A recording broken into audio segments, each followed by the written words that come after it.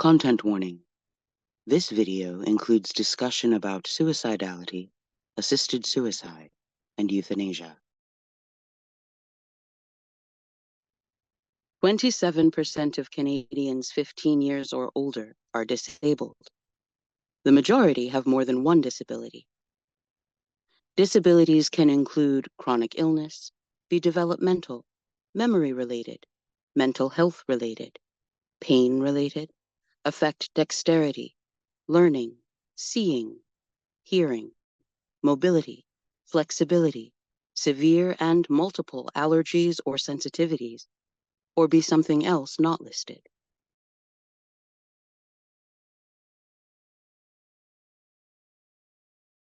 Ableism is a network of beliefs, processes, and practices that produces a particular kind of self and body, the corporeal standard, that is projected as perfect and species typical, and therefore essential and fully human. Disability, then, is cast as a diminished state of being human, deeply seated at the level of epistemological systems of life, personhood, and livability. Ableism is not just a matter of ignorance or negative attitudes towards disabled people. It is a trajectory of perfection, a deep way of thinking about bodies. Fiona Kumari Campbell. We are drawn with invisible ink and easily erased. Disabled people, the pandemic, and Canada's medical assistance in dying. On March 11, 2020, the World Health Organization declared a pandemic. While the message from public officials and government leaders was, "We're all in this together," we didn't all enter the pandemic in equitable situations, and it soon became clear that inequity would continue in the response to it. A group of disabled women and gender-diverse people were invited to share their experiences of the pandemic and the expansion of MAID in whatever way felt most accessible to them. Some contributed essays, participated in online discussions, shared their art, music, photos, or a combination of some or all of the above. Due to the painful and traumatic nature of what was being discussed, some decided to limit their focus to what could have or should have been done. Deb is a former high school teacher, an editor, and a survivor of medical malpractice. I'll never forget when the reality of the pandemic hit home for me. It was March of 2020, and I was just home after 3 nights in the hospital following total hip replacement surgery. I was using a walker to get around and had just settled in on the couch when a TV report flashed across the screen saying that a basketball game in the US had been canceled shortly before it was scheduled to begin. The venue had started to fill up, and all the spectators were ordered to leave immediately. This report was followed by a list of countries that had officially closed their borders. At the same moment, outside, I could hear the shrill sound of multiple sirens going off. It felt apocalyptic, and I began to cry. I felt so vulnerable in that moment. I'd been physically disabled for over 20 years by that time, but with the addition of the recent hip replacement, I felt even more so. As a student of history, I knew intellectually that disabled people are often the first to be discarded or neglected in horrific events. Robin McCrouse lives with her found family in Cole Harbour, Nova Scotia. During the pandemic, I was bedbound, fighting an eviction while recovering from surgery. The initial lockdown bought us breathing room. We couldn't be evicted right then. The grounds for the eviction was personal use by the landlord. He had said himself and his daughter were going to move in to our 1-bedroom apartment. But the logistics of that aside, there were so many big repair issues, and the landlord hadn't kept up on basic maintenance, it didn't seem believable that the landlord really was interested in moving in. He started harassing myself and my spouse when we started fighting the eviction, and we couldn't afford to move anywhere, let alone move anywhere at 2020 rent prices. We were homeless if we lost. My spouse lost their job too early in the eviction proceedings. So 2020 was a very strange time where we were extremely isolated and quite ill. And the first lockdown felt like a peculiar, horrible moment of reprieve, I suppose. And then fears about COVID itself, fear about what the landlord may do next, and so on. My recollection of 2020 is pretty spotty. I experienced a lot of trauma during that time. Zed, they, them, is a trans, queer, mad, and disabled white settler of mixed class living with their 2 cats in Treaty 13 territory. There was so much going on for me at the beginning of the pandemic. I had fled violence earlier that year, and so I was living on a friend's couch when the pandemic started. I had no idea where I was going to live or if I was going to be able to stay there. And because I was living on a friend's couch, I wasn't with my cats. They were in my home with my now ex-husband, and he would let me come and visit them and would leave so that I could visit them.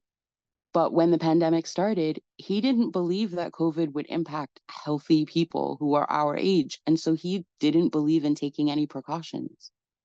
And at the same time, I was having to find a way across the city without access to a car and an awareness of how my movements around the city could impact more than just me, but also the people who are giving me a place to live.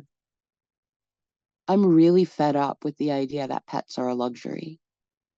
Our pets become, I know my pets certainly, family, but we don't acknowledge or value these relationships enough to recognize them as something that people should be able to access, or that people should be able to afford to take good care of their pets in return. Harper K. Smith is a queer and mad disabled musician from Winnipeg, Manitoba, Treaty 1 territory.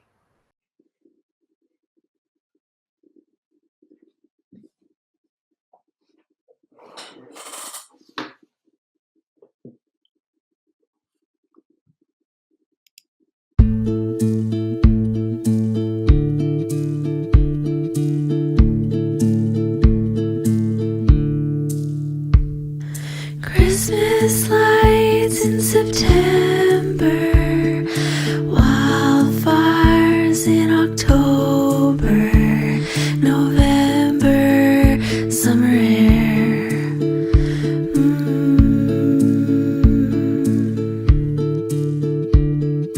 I put on some glitter to hang with my air purifier.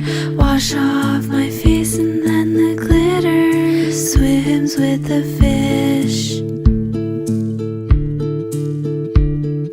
I can't see the future when God is smoking in the food court and I'm downwind.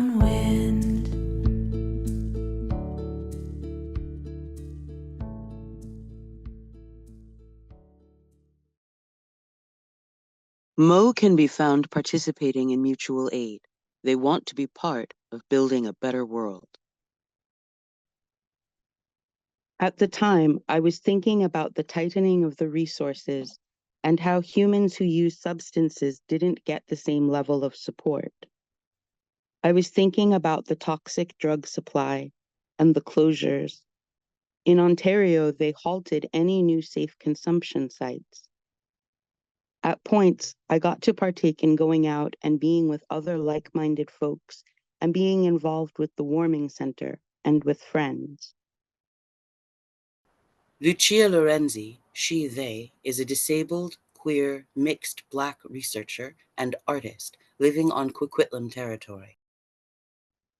My pandemic experience was going through a really major health crisis that led me to not just be bedbound, but very, very isolated, even from using technology and being kind of aware of what was going on. And that sense of isolation and then coming back into the world and seeing that a lot of able people that I knew had stopped believing in the pandemic. So living in this pandemic life as a disabled person, I just have sort of gratitude for the smallness of my pandemic life in contrast to some of the abled people in my life who felt restricted by a couple of months of not being able to do a few things. Zed, At the beginning of the pandemic, at the beginning of lockdown, people did a lot of mutual aid work and offered care, and that was actually really beautiful and it felt hopeful. But then I compare that with the more typical Canadian benevolence type of approach to generosity. And I think that model for generosity actually gets in the way of more genuine generosity like mutual aid.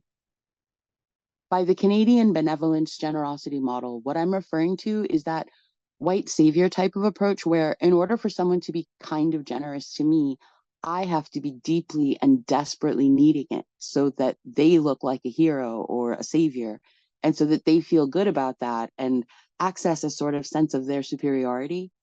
And there's not space in that for me to just be like everyone, to just be living well. Robin. I remember really vividly, we were trying to get funds together when we were evicted during the first lockdown. I was running a fundraising thing, and we had a meeting with some community members from our Quaker meeting who were going to support us. And someone had said, "Oh, I was going to donate to your thing, but I thought it would be better if I bought stuff for you." And they just kind of stopped speaking and trailed off.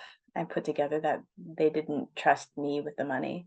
Like they had to decide how they were going to help. And I had to just accept what help they wanted to give. And at the time, what they wanted was to put us in a homeless shelter and for us to get rid of our cats. And it didn't feel like help. It was something, I don't know, not even really adjacent to help, maybe down the road from help. Casey is a poor, genderqueer, disabled person fighting their way through a gender journey. I would say, like the beginning, I was kind of hopeful. It seemed like, for once, we were all in it together, and even policy changes seemed like a possibility. Policy changes that we've needed for a long time.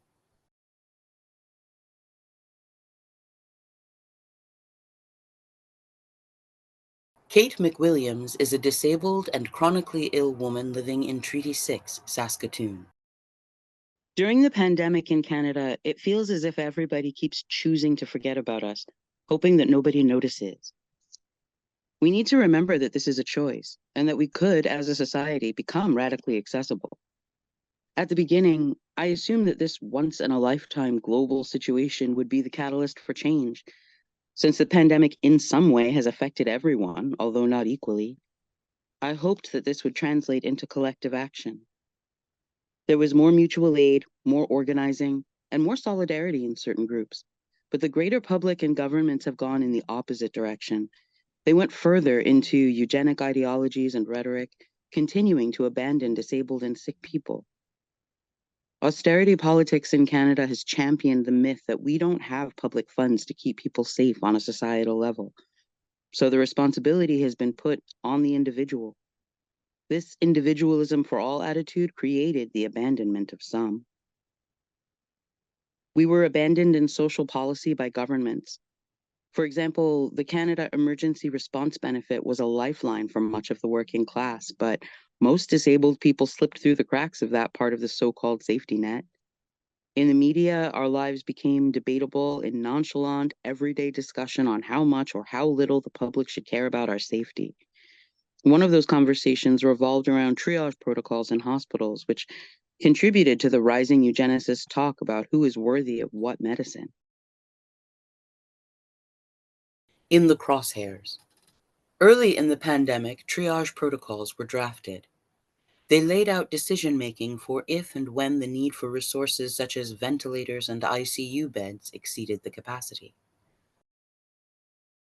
Dr. Ramona Coelho practices family medicine in London, Ontario, and her practice is largely composed of persons with disabilities and other groups that suffer marginalization.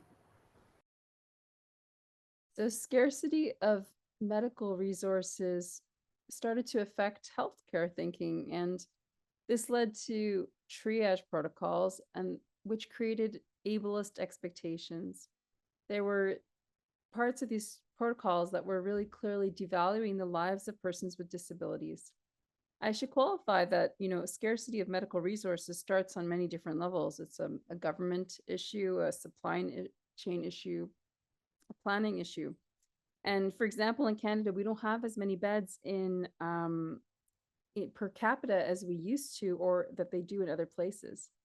And before the COVID vaccine, there was a potential that we were going to run out of supply of critical resources we needed for patients. And some of my family died of COVID. In fact, one of my cousins in her 50s, her husband took her to the hospital in India. She was admitted, but they ran out of oxygen, and so she died. So scarcity of resources at the end of the day is a government issue. It's an organizational and administrative issue. And what happened with the triage protocols, they were enacted so that hospitals could know what to do when they didn't have sufficient resources. And it became a conversation of the best use of those life-saving resources. And luckily, triage protocols never were enacted, but it created a lot of pain because the people who wrote them, some of them that were written, clearly valued the lives of people who did not have disabilities, and clearly disfavored and deprioritized people with disabilities of getting resources when there was scarcity. Robin.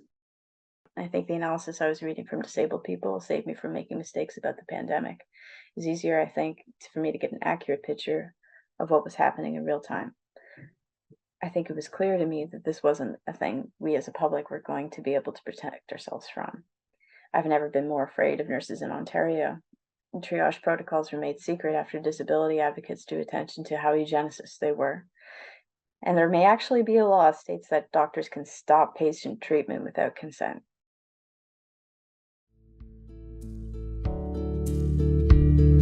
Towering condos burning down SROs,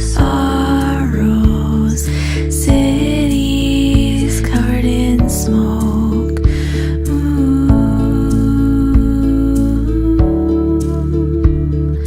Does the Holocene have enough grief cookies for all our dead?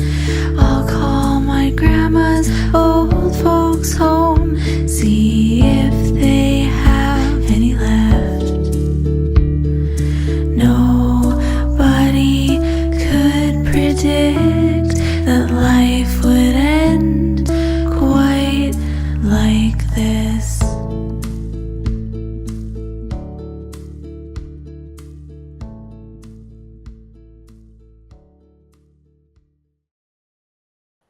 State-provided suicide and euthanasia. In 2016, the euphemistically named Medical Assistance in Dying, MAID, regime was established. An exemption was made to Canada's criminal code, allowing for a new form of non-culpable homicide. The program offers both assisted suicide and euthanasia. Almost 100% of MAID deaths in Canada are via euthanasia. At the time, it was, theoretically, restricted to those whose natural deaths were reasonably foreseeable. This term was left largely undefined. In 2021, Bill C-7 created a second track of MAID for disabled people whose deaths were not reasonably foreseeable. Isabel Grant is a professor at the Peter A. Allard School of Law, University of British Columbia. When Track 2 MAID was first introduced early in the pandemic, I felt like maybe it was just a coincidence that the government had chosen this moment when all Canadians were preoccupied with the largest public health crisis in our history. After all, the government was just responding to a court-imposed deadline, albeit a deadline that could easily have been avoided by an appeal of that decision. I now know I was wrong. Disabled Canadians were struggling to stay alive, and disability organizations were stretched to the breaking point, dealing with pandemic-related crises. If things were bad for most Canadians, they were especially dire for disabled Canadians who disproportionately live in poverty and at an increased risk of death from COVID-19. Disabled Canadians were largely left behind by government benefits during the pandemic, The CERB benefits did not extend to the people who needed it the most, and one measly $600 payment was given to people who qualified for the disability tax credit, but not to others. And although we have now passed legislation introducing a Canada Disability Benefit, the idea that $6 a day will lift people out of poverty would be laughable if it weren't so depressing.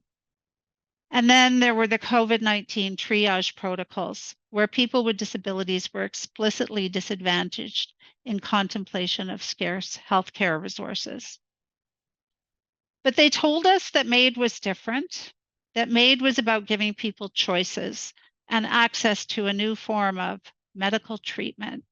There was an urgency about it, as if this was one of our most pressing healthcare needs in a global pandemic. When disabled people and their allies appeared in the House of Commons, in the Senate, and before the Joint Committee, they were met with disrespect and summarily dismissed.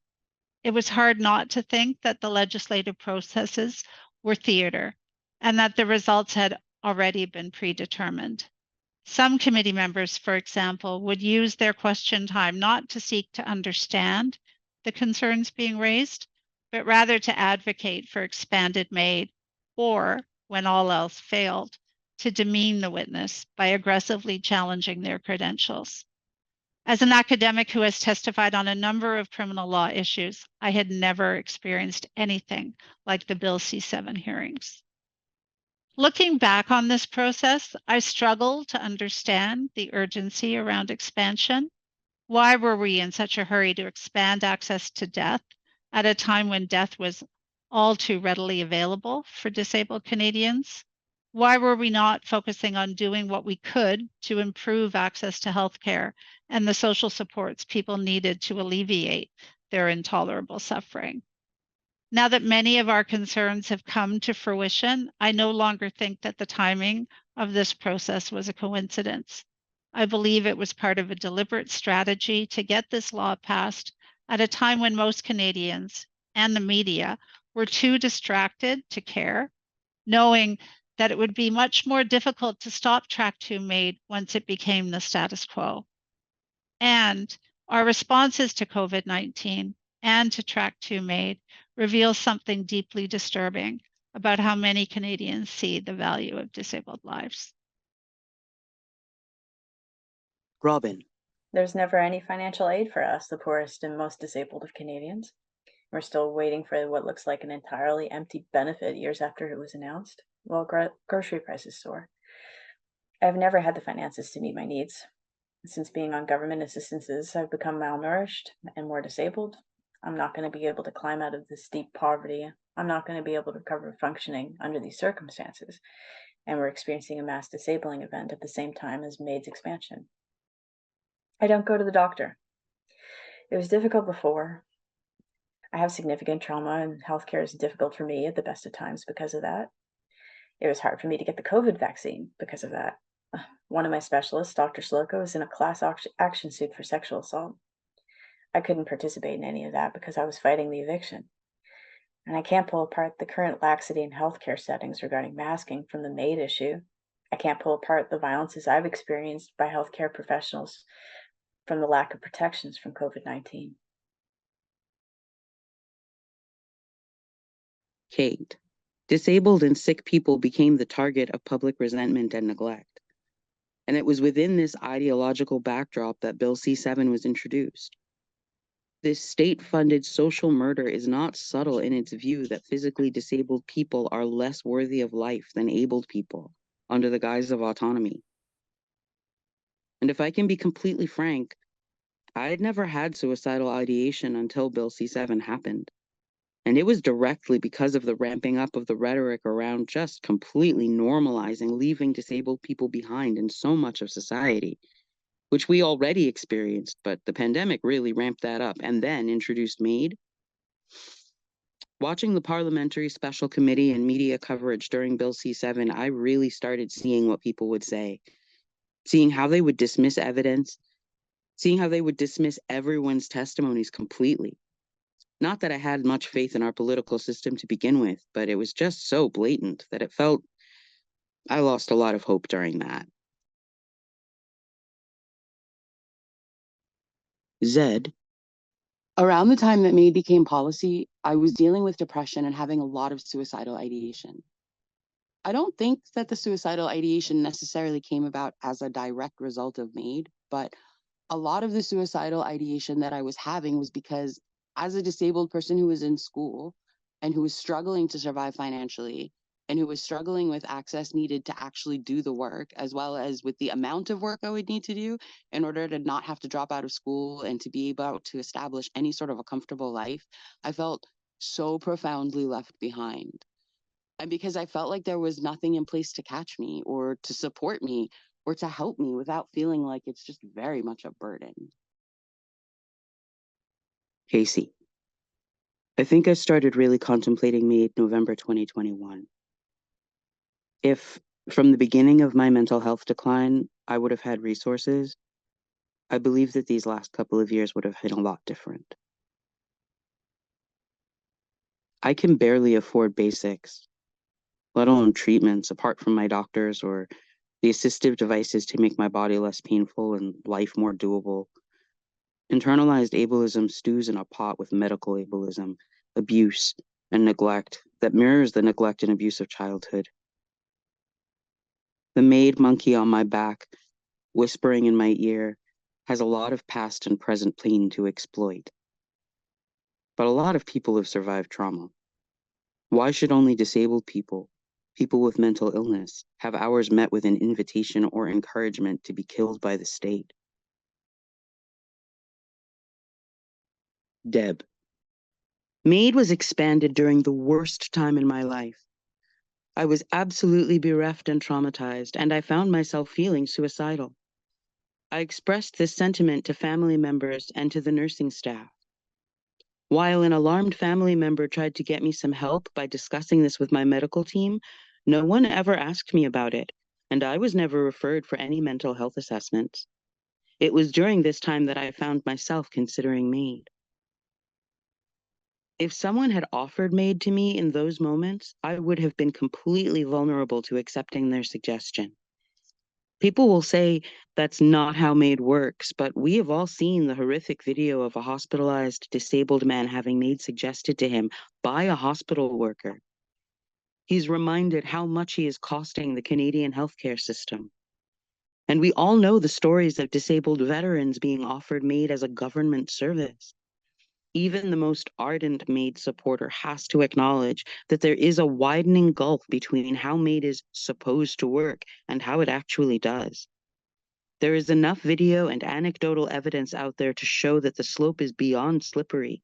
The slope has become a free fall. Artwork by Lucia Lorenzi.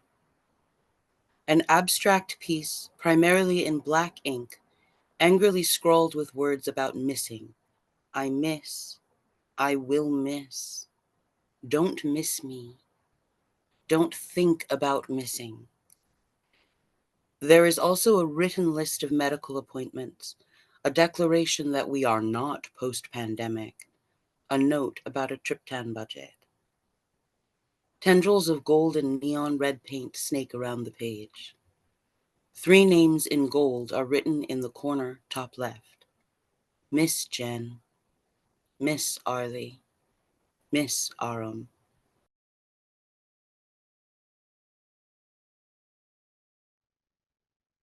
In October 2022, the company La Maison Simons, widely known simply as Simons, launched a commercial for Canada's assisted suicide and euthanasia regime. Simons, a department store, called it All is Beauty. Peter Simons, the former CEO and president of the family-owned company, was personally involved in the project.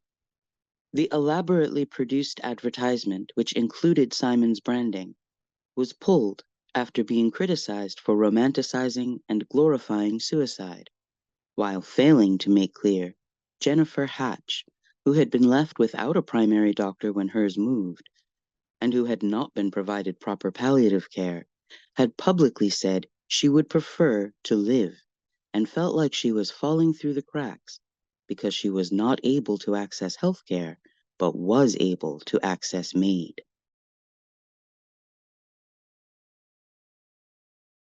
Lucia. I lost a good friend.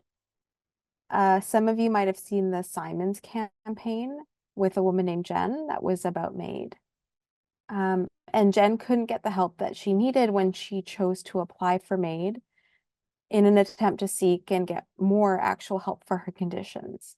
And so one of the things that I've been struggling with as Jen's friend, but also as a disabled person, is this really horrible feeling of survivor's guilt, which I know isn't my fault. But with MAID still being in this sort of lingering thing in the background that's always there, as I deal with the ups and downs of my illness and my disability, it feels like it's always there in the background and that it's there when I'm having interactions with my doctors. Those feelings of ideation are still present, even though I've gotten better from where I was a couple of years ago. But yeah, that feeling of survivor's guilt is really, really hard to sit with. And knowing that Jen's experience of illness and MAID was so badly exploited by both the media and by a company, and sort of, yeah, the anger of that is still really, really hard to sit with. And it still remains a mystery to me that the person, like, I don't know if it was the CEO, the president, I don't know, whatever institutional role this guy had, but it's not like, oh, I met her through the MAID program. Like, what is he? This guy's hanging around the MAID program, meeting poor, disabled, chronically ill people? Like, I just don't know what sort of predatory role this guy had. And that question was never answered. So I don't understand how that happened. There seemed to be some extremely suspicious processes behind the scenes that I just wish there were more answers, to be honest, especially given the context of Jen talking about living in poverty and not being able to afford the treatments, and that being a big reason why she applied for MAID. Deb. The video that personally affected me the most was the one showing a disabled woman who video logged her final days. She had been approved for MAID, but didn't actually want to die. She wanted better access to services, better home supports, a more just society. She recorded a phone call with her MAID provider, and the moment he casually tells her that he needs to reschedule her final appointment made me break down in tears. Their scheduled appointment was no longer good for him, and he asked if she could do a different day that was more convenient for him. Attending her home on that day and time to give her a lethal injection wasn't convenient for him. It was so casual. He was so nonchalant. It struck me that this disabled woman, whose days were numbered, was being asked to make concessions for a man with the power and backing and protection of the state. And in the end, she did just that. Her appointment with death was scheduled for his convenience. Casey. The messages given to disabled people during the pandemic, both in policy said outright by public health and in the media, has basically been disabled people are disposable. And it's kind of not a big deal if we died. It mapped just perfectly on those same sources talking about MAID. These ableist messages that you don't matter were coming from the pandemic and simultaneously through MAID. It was and continues to be really difficult to stand up under. It's painful and angering and isolating. Mo. I sometimes ponder what is not considered a luxury by people's standards. Gucci, that's a luxury. But it's funny that phones are considered luxury. Netflix is considered luxury. Fruits and vegetables are considered luxury. Transit and more healthcare. It's like they just want us to sit in a chair. But these are basic needs. Kate. The push for expanded MAID, in all its indignities, would be difficult enough to bear without the pandemic. It has directly harmed my mental health. I've been stunned and enraged, mainly at the public apathy towards the discriminatory danger of MAID. Canada has a history of eugenics that citizens are not well educated on. Canadian exceptionalism runs deep among neoliberals and leftists alike, so While these conversations are greatly needed, it has taken a serious mental toll on me. I have a lot of grief, anger, and frustration to process. Disabled life in the era of MAID and COVID has profoundly changed me, with few silver linings and no real end yet in sight. Rabbit Richards is learning how to exist on stolen land in a marginalized body. The idea here is a cold-blooded course correction toward a public health apparatus that actually mobilized to keep us safe, all of us. I started out thinking how I would show buses or train cars or even city streets could be more accessible and safer for more people, but of course that's so large. One of the things that affected me most in the pandemic has been the blatant abandonment of public health responsibility and messaging. Everything we saw and see in the drug war is in ghastly relief. And all along, what if we had just had health messaging like this? I used brush pen on gridded index cards. These were meant to be the mock-up of a real thing. Deb. In the first year following my maiming, I found myself considering MAID. I even printed out the application form and then shredded it in disgust. I found myself mentioning MAID to various healthcare practitioners in the hopes that someone would notice, that someone might ask a follow-up question, that someone might offer me some help. All my life, I've heard, if you're struggling, talk to someone you trust. Ask for help. Just reach out. Help is out there. But every time I mentioned it, I was met with silence. No one reached back. And then, thankfully, someone did. I got lucky that day. Others have not been so fortunate. I live in one of the wealthiest and most privileged nations on the planet. So how can it be that my government has legislated that I can be put to death on the basis of nothing more than my status as a disabled person? I was a supporter of MAID in its original iteration. As a woman, as a disabled person, bodily autonomy is a non-negotiable. Because of what it has become, I am no longer a supporter of MAID. And I am no longer interested in MAID for myself. I think back on the shredded application and each long ribbon feels like an act of defiance against an ableist society and an ableist government. In my mind, we are either all valued and safe or none of us are. It's as simple as that. Zed. I sometimes think about why we disabled folks are not listened to about things like MAID and why the kinds of generous care and sharing and adapting didn't carry through from the start of the pandemic the way so many people were hoping it would. And I think it's because if they were to listen to disabled people, that would undo a lot of the threads of the ways that we live and exist in a capitalistic, scarcity-based world. I was in a small group of people the other day, and we were just talking about how disabled people host drop-ins like no one else. How we just let people come in and just check in, and that can be it, you know? That can be like the whole meeting. It's just having this space to check in.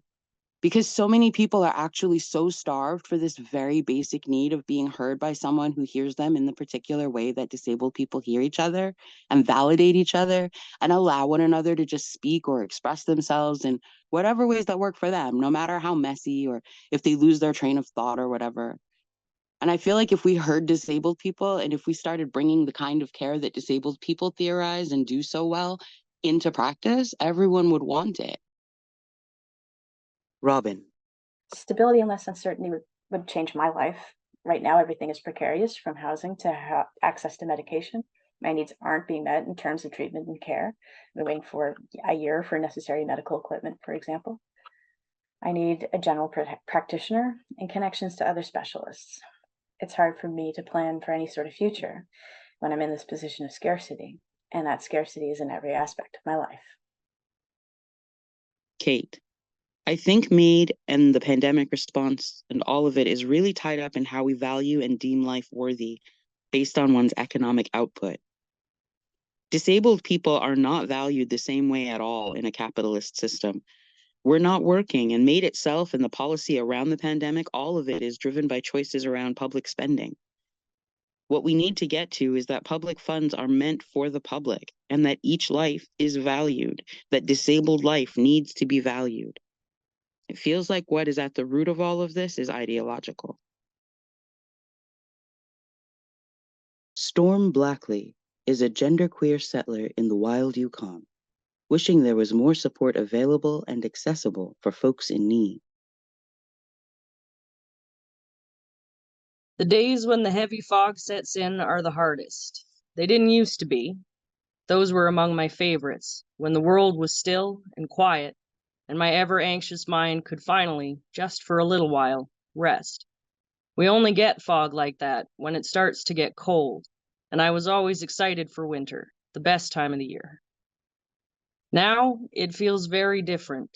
When I wake up to see that fog settled in to stay, stretching out to fill every nook and cranny in the rugged land around me, the familiar mountains on either side hidden away, it feels like the whole world is gone, just packed up and left me behind, like those I thought were my friends and family did when I first got sick, like our semblance of a society did to disabled folks in the face of pandemic. That fog still has a weight, but it's not the comforting weight of a heavy blanket on a warm day.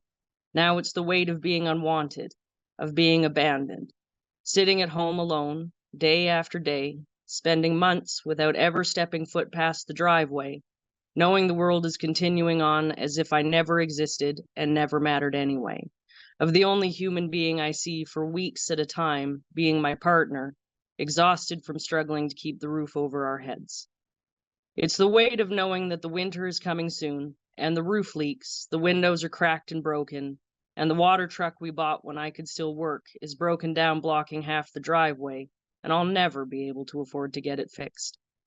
It's the weight of having to beg to borrow someone else's truck to haul water, since water delivery is beyond our budget, and knowing that hauling water is going to mean days in bed recovering, with the housework piling up all the while, leading to an endless cycle of never being able to get ahead even one single day. It's knowing that water rationing is coming. No more taking water for granted, with the gravity feed out of commission for the season. Showers and dishes and laundry must be planned carefully, watching the level in the tank drop day by day, dreading the next time I have to borrow the truck again. It's putting off showers far too long and never having enough to drink, because a human body can go without water for a little while, and that'll make the tank last longer.